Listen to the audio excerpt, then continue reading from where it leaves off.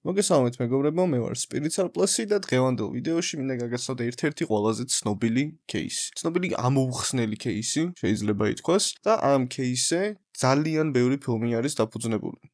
ძირითადად იმაზე, თვითმფრინავში ბომბია, თვითმფრინავის გატაცება და ასე შემდეგ. ყოველ შემთხვევაში ეს ყველაფერი წამოსული არის ამ ერთ-ერთი ყველაზე ცნობილი кейსიდან. არ დაგავიწყდეთ გამოიწეროთ არხი და ლაიქოთ ვიდეო და ვიდეოს ბოლოს ასევე თქვენი აზრით გამოცნოთ კომენტარებში ამ кейსთან დაკავშირებით. დავიწყეთ. 1971 წელი, 24 ნოემბერი. 24 ნოემბერი არის მადლიერების, Thanksgiving-ის წინა დღე. კაცი შედის პორტლენდის აეროპორტში და ყიდულობს ერთი გზის, one-way tickets, ერთი გზის ბილეთს სიეტლი ტაკომას საერთაშორისო აეროპორტის მიმართულებით. ნაღდი ფულით. მან იქ მომუშავე პერსონალს საკუთარი თავი გააცნო როგორც დენ კუპერი, მაგრამ რაღაც შეცდომის გამო მისი სახელი შეიყვანეს როგორც DB კუპერი. მას ეცვა მუქი კოსტუმი, შავი ფერის კოსტუმი, თეთრი პერანგი, შავი ჰალსტუხი და ლოუფერები. ასევე მას თან ჰქონდა შავი ჩანთა და ყავისფერი ქაღალდის ჩანთა. მისი ქცევა, საკმაოდ მშვიდი იყო, მოძრაობებიც ნორმალური, არაფერი არ ეტყობოდა ისეთი ძალიან ჩვეულებრივი ადამიანი იყო და ჩვეულებრივად ჩასხდა Northwest Orient Airlines-ის 305 რეისზე, რომელიც მოიცავდა 30 წუთიან ფრენას დაახლოებით სიეტლამდე. არაფერი არ იყო ამაში განსაკუთრებული. აფრენის შემდეგ კუპერმა ფურცელი გადასცა ერთ-ერთ სტიუარდესას, Florence Shapner-ს. Florence-მა ჩათვალა, რომ ეს ჩვეულებრივი ფლირტი იყო, ყოველთვის ხდება ხოლმე. თვითმფრინავში სტიუარდესებს, რომელიც მოეწონებათ იქ მჯდომ მამაკაცებს, აძლევენ რაღაც ფურცელსაც, წერია ნომერი ჩემი, დამიკავშირდი, ფრენის შემდეგ შევხვდეთ, ეს Florence-ისთვის არაფერი განსაკუთრებული არ იყო. და Florence არც კი აპირებდა ამ პატარა მესიჯის წაკითხვას. ამასობაში კუპერი მისკენ იხრება და ეუბნება.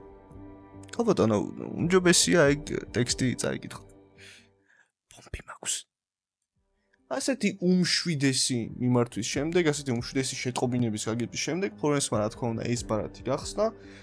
რაეწერა იმ ბარათზე არავინ არ იცის, მაგრამ დიდი ალბათობით ეწერა, რომ DB კუპერი ამ თვითმფრინავს იტაცებდა. ასევე ეწერა, რომ დიდი ალბათობით ეწერა, რომ მის ჩანთაში ბომბი იყო. ის დასამტკიცებლადაც DB კუპერმა ოდნავ გახსნა ჩანთა და Florence-მა დაინახა შიგნით რაღაც ცილინდრული მოწყობილობა კაბელებით და საკმარისი იყო ეს, რომ დარწმუნებულიყო იმაში, რომ ეს ნამდვილად ბომბი იყო. კუპერმაც რომ დაასკვნა, რომ Florence უკვე დარწმუნებული იყო იმაში, რომ ეს ნამდვილად ბომბი არის და თვითმფრინავს იტაცებს, თავის მოთხოვნები გააცნო. პირველ რიგში DB კუპერს სურდა $200,000 ნაღდი ფულით, სულ $20 კუპიურებში, 4 პარაშუტი, აქედან 2 ძირითადი და 2 სათადარიგო და საწვავის მანქანა რომ დახვედრდა სიეტლის აეროპორტში, რომ ხელახლა გაესო თვითმფრინავის საწვავის აუზები, რომ წასულიყო მეორე რეისზე მექსიკაში. Florence-მა ეს შეტყობინება აცნობა კაპიტან უილიამ სკოტს, რომელიც დაუკავშირდა Northwest Orient-ის შტაბ-ბინას. კომპანია დათანხმდა მოთხოვნების შესრულებას. მნიშვნელოვანი ფაქტი რაც არის ამ ყველაფერში არის ის, რომ მგზავრებმა არაფერი არ იციან საერთოდ.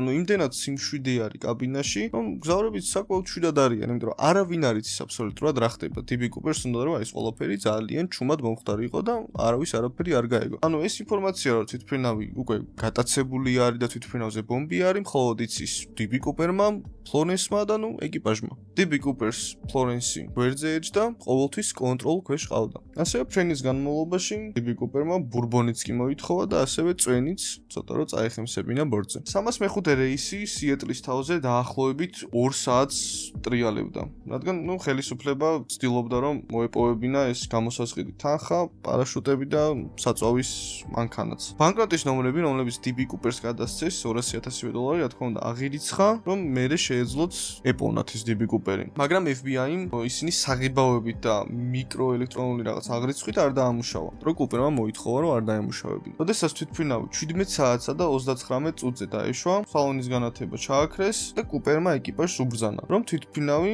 შორეულ ზონაში გაეჩერებინათ. მან მგზავრები და 2 გამცილებელი გაათავისუფლა, მაგრამ კაპიტანი და ფრენის ერთი გამცილებელი, თინა მაკლოუ, დატოვა. როცა გამოსასყიდი და პარაშუტები გადაეცა, კუპერმა ახალი მითითებები გასცა, რომ თვითმფრინავი უნდა გაფრენილიყო მექსიკის მიმართულებით, დაბალ სიმაღლეზე. არა უმეტეს 10,000 ფუტისა. 19 საათსა და 40 წუთზე თვითმფრინავი კვლავ აფრინდა. ახლა უკვე მხოლოდ კუპერთან და რამოდენიმე ეკიპაჟის წევრთან ერთად. მან ბრძანა, რომ ეკიპაჟი კაბინაში დარჩენილიყო, ხოლო თავად უკანა ნაწილში განმარტავდა. 20 საათისთვის უკანა კიბის გამოყენების მაჩვენებელი ჩაერთო.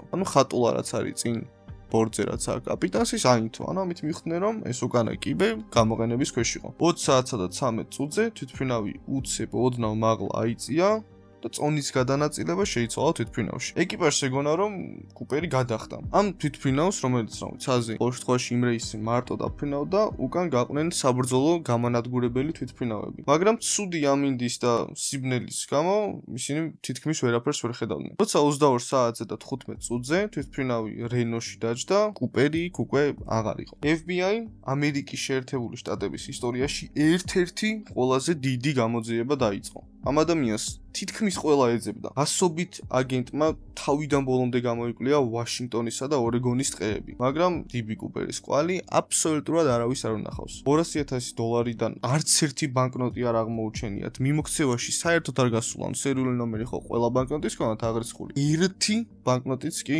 არ აღმოუჩენიათ არსად. აქედან გამომდინარე DB კუპერს ამ ფულით აბსოლუტურად არაფერი არ უყიდია. ამ ინციდენტიდან 9 წლის შემდეგ 1980 წელს 8 წლის ბრაიან ინგრამმა კოლუმბიის მდინარის პირას $5,800 აღმოაჩინა. ანუ კოლუმბიის მდინარე მექსიკიდან უკიდურესად შორს. შემთხვევით აღმოაჩინა ეს $5,800, რომელსაც იგივე სერიული ნომრები ჰქონდა, რაც აღრიცხული ჰქონდა FBI-ს. აი ამ ყველაფერმა უფრო მეტი კითხვები წარმოშვა, ვიდრე პასუხი გასცა. როგორ მოხდა ეს ფული აქ? რა უნდოდა ამ სიშორეზე მექსიკიდან ამ ფულს? და სად არის DB კუპერი? გადარჩა, დაიღუპა, რა ბედი ეწია? მიუხედავად მრავალი ეჭვმიტანილისა, დამადასტურებელი მტკიცებულებები საერთოდ არ გამოჩენილა. ზოგი ფიქრობს, რომ კუპერი გადარჩა და გაუჩინარდა, სხვები კი მიიჩნევენ, რომ ის ტყეში დაიღუპა. 2016 წელს FBI-მ გამოძიება ოფიციალურად დახურა. რადგან აღარ არსებობდა მტკიცებულებები, ლიდები არ იყო, რასაც შეეძლოთ, რომ გაყოლობდნენ და რაღაცა აღმოეჩინათ. DB კუპერი ამერიკის შეერთებული შტატების ისტორიაში იდუმალ ფიგურად დარჩა. მან განახორციელა ერთადერთი გაუხსნელი, გამოუძიებელი გატაცება და უყვალოდ გაქრა. გენიოსი იყო, დამნაშავე იყო, თუ რაღაც აზარტული მოთამაშე, რომელსაც რაღაც მოტივები გააჩნდა და თავისი ცოცხლე ესე რისკზე დააყენა, არავინ არ იცის. საქმე დახურულია და ლეგენდა ისევ ცოცხალია. ეს ერთ დიდ კითხვას ტოვებს. სად არის DB კუპერი? სად წავიდა? როგორ გაუჩინარდა? სად ჩახტა? რატომ ვერ იპოვეს ის ბანკნოტი ვერსად? იმის გარდა რაც ის $5,800 აღმოაჩინეს, რომელიც დამარხული იყო. დანარჩენი ფული სად წავიდა? რატო არ არის მიმოქცევაში? თუ არაფერი არ უყიდია DB კუპერს, სულ ტყუილად უნდოდა ეს $200,000? ძალიან ბევრი კითხვა არის, კითხვაზე პასუხები არ გვაქვს. თქვენ რას ფიქრობთ? უბრალოდ DB კუპერი ერთ დღეს მოისურვა რომ თვითმფრინავი გაეტაცებინა და რაღაც შეთავაზებები გაიკეთებინა პოლიციასთან თუ ყველაფერი კარგად დაგეგმილი იყო. გეგმა რო იყო ამ ყველაფერში ნათელი არის, იმიტომ რომ აშკარად ტიპი ვერ იპოვეს, ანუ გაქრა, გაუჩინა და აორთქლა. მაგრამ რა მოტივით, რისთვის ნიძლავი წააგო თუ რა იყო, ყოველ შემთხვევაში თქვენი აზრით რომ გამოცნოთ კომენტარებში. დიდი მადლობა რომ აქამდე დარჩით, დიდი მადლობა რომ მოისმინეთ ისტორია. არ დაგავიწყეთ რომ არხი გამოიწეროთ, ვიდეო დაალაიქოთ, დააკომენტაროთ, გააზიაროთ, ან არ დაალაიქოთ, პირიქით დისლაიქი გააკეთოთ, როგორც მოგეწონებათ, როგორც გაგიხარდებათ. მადლობა და შემდეგ ვიდეოში შევხვდებით. ნახვამდის.